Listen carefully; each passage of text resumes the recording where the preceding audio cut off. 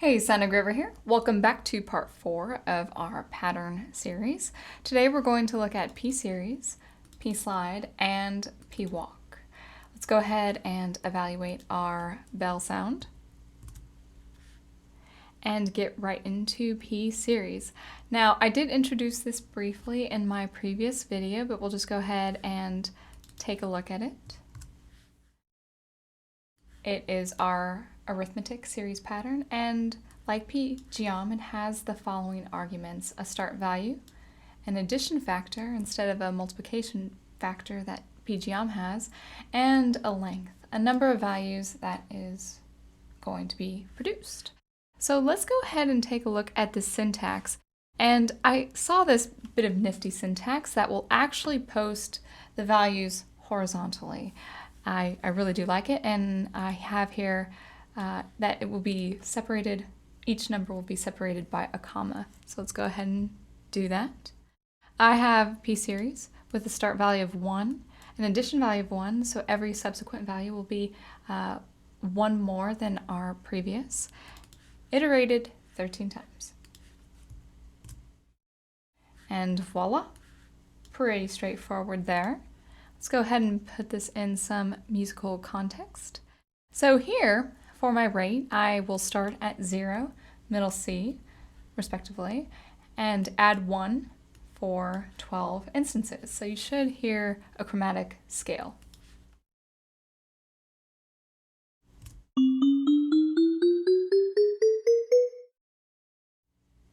Perfect. And as you may have guessed, adding -1 will have the steps go down.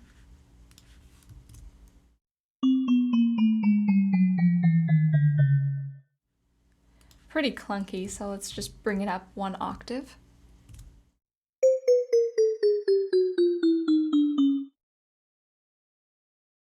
There you go. Let's go ahead and expand the Pseries using a Pseries for our attack argument. So here, with the rate going up, the chromatic scale, I have a Pseries for our attack, starting with a hard attack, going to something softer, or having the attack start a bit more slowly.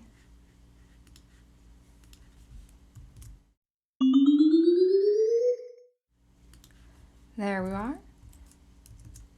And also starting from something soft and incrementally getting harder as the value decreases. I like that effect. All right, let's go on to Pslide.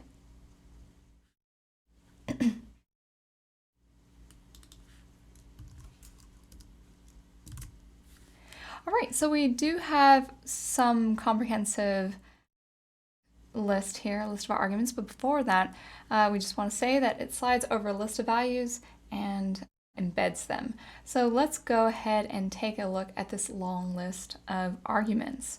Our first argument is the list. As you have here, these are going to be my MIDI number values and our number of repeats. In this case, I will use infinity. The length of each segment, which in this case will be 3. The steps, working its way incrementally, in this case 1.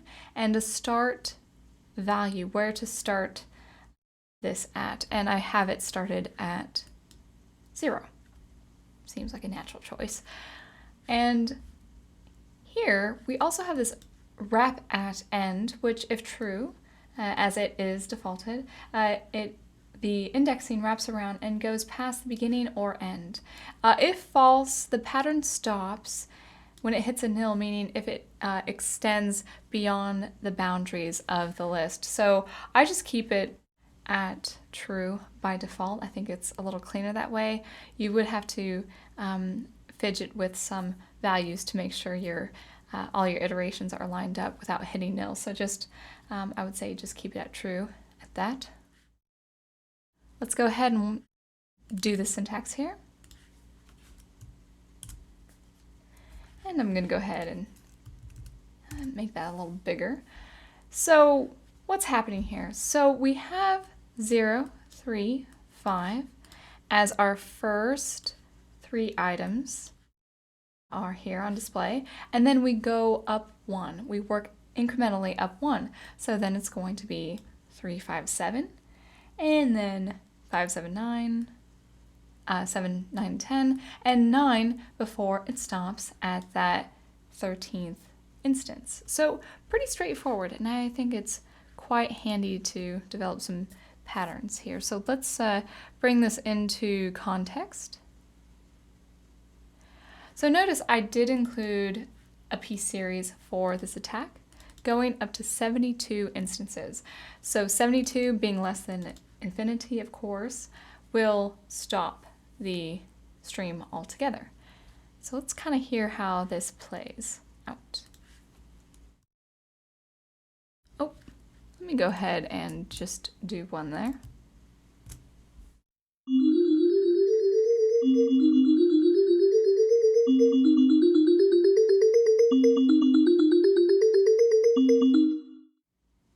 All right, pretty cool. So it should start out at 035, 357, and so on. Let's go ahead and use that as a -1. See how that sounds.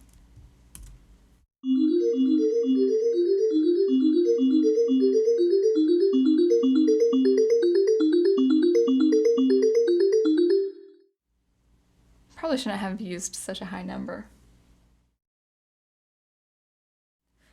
All right, so 035, then 1003. So after we finish this, we're actually going to the end and working our way backwards. And 9, 10, 0, 9, 10, 0, and then I believe it's 7, 9, 10? Yep, 7, 9, 10. So pretty interesting. I think you can find some cool sequences doing that.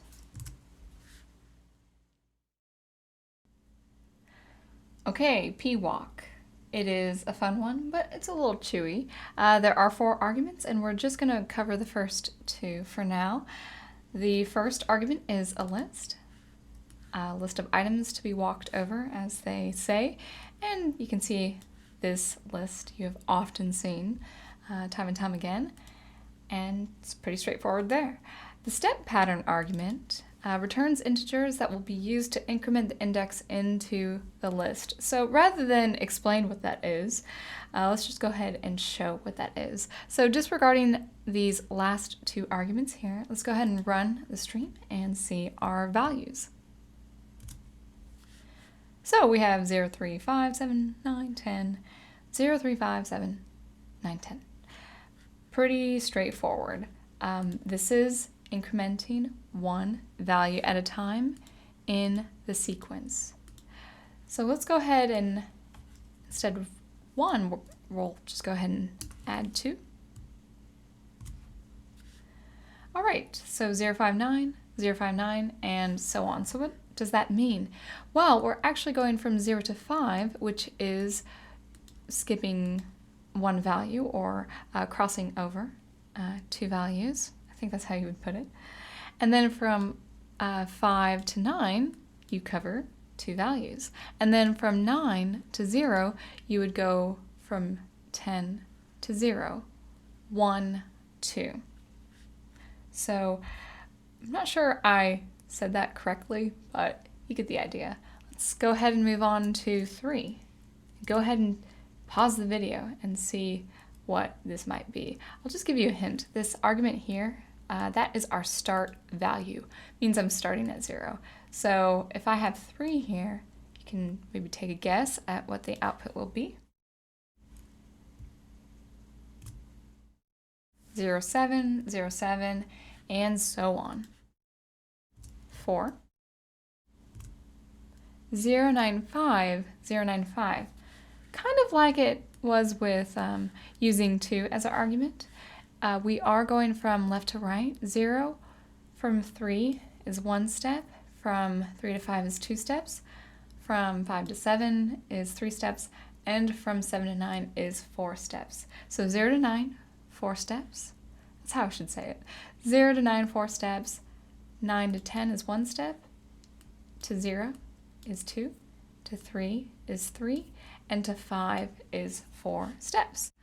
And 5, 0, 10, 9, 7, 5, 3, 0, crossing all the way to 10 in 5 steps, then 9, then 7, and then to 5, 1, 2, 3, 4, 5, to 3, 1, 2, 3, 4, 5, and so on. So that's nice. I think it's fun. Looks lots of cool numbers. So let's hear this in a musical context. We'll go back to incrementing it one step at a time.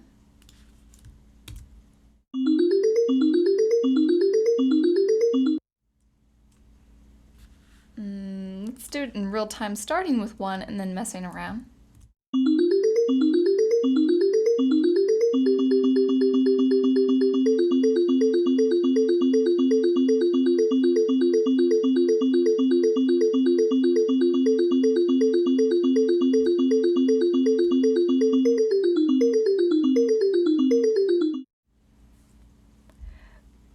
Pretty okay. It's not that meaningful.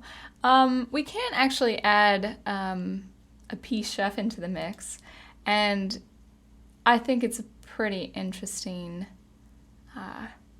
It has some nuance there with the numbers. So let's go see what it's about to do. So instead of infinity, I think I'm going to go ahead and do. I wonder if one iteration works. Okay, so 5 values. Let's just see how what we did. Actually, not 1. Let's do 2 just to make sure it is consistent.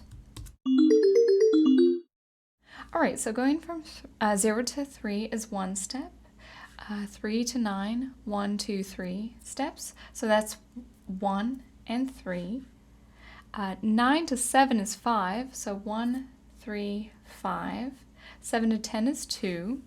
So 1, 3, 5, 2. And so we have 4 left, so it should be 1, 2, 3, 4 to 7. Before repeating. And I think I just lost the order. I think it was 1, 3, 5, 2, 4 or something. I can't remember. So 7 to 9 is 1, 9 to 3, 1, 2, 3, and 3 to 0 is 5, 1, 2, 3, 4, 5, and 0 to 5 is 2. And then we stopped.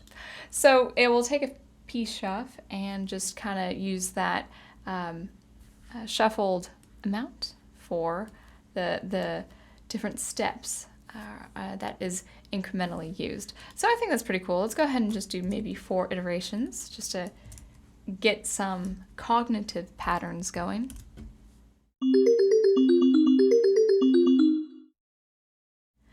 Yeah, I think that could be very useful in that looping context, that perpetual motion.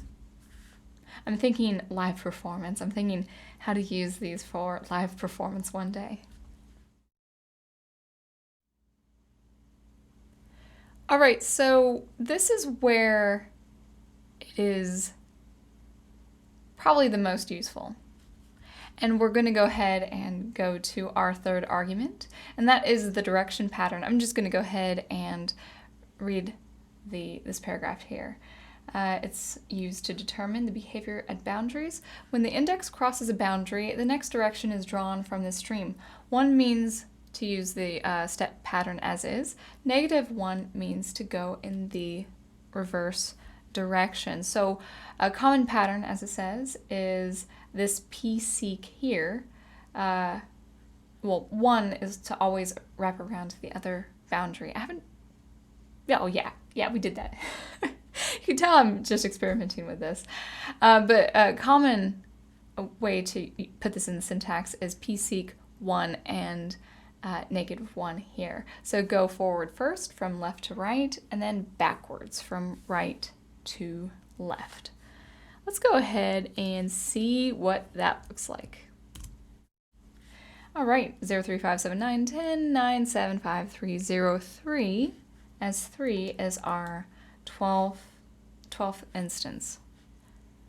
All right, let's go ahead and do just that.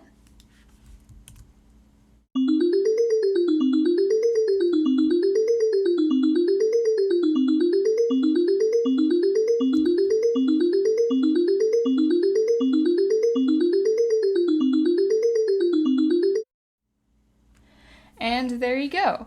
So I had some idea to use that in another context, as you will soon see. Just real quick, the final argument is pretty straightforward. It is where to start. And I so far have been starting at 0. There you go. All right, so I've included a Pwalk and a Pseries inside that Pwalk with our attack. So starting with relatively soft attack and then just incrementally getting shorter and shorter, smaller and smaller as far as numbers go, to create a harder attack, a faster attack, thus perceiving it to be sharper. So I'm going up to 60 here before it goes backwards using this -1. So let's take a listen.